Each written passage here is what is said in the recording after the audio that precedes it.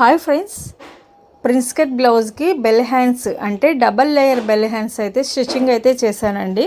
చూడండి ఎంత బెల్ అనేది వచ్చినాయో.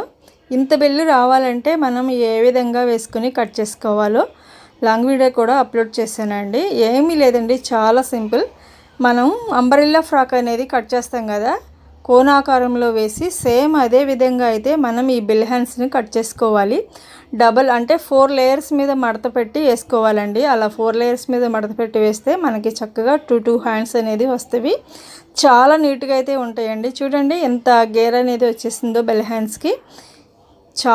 ఇలా డబల్ లేయర్ బెల్ హ్యాండ్స్కి కంపల్సరీగా జిగ్జాగ్ చేసుకోవాలండి. జిగ్జాగ్ చేయాలి. అంతేకాదండి, మనం అంబ్రెల్లా ఫ్రాక్ కూడా జిగ్జాగ్ చేస్తేనే బాగుంటుందండి.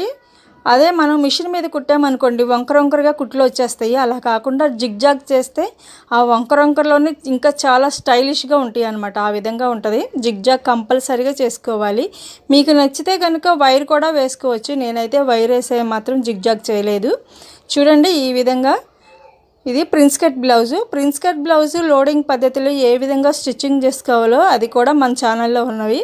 ఒకసారి మన ఛానల్లోనికి వెళ్ళి చూసినట్లయితే లోడింగ్ పద్ధతిలో ప్రిన్స్ కట్ బ్లౌజ్ ఏ విధంగా స్టిచ్చింగ్ చేసుకోవాలో కూడా ఉంటుంది.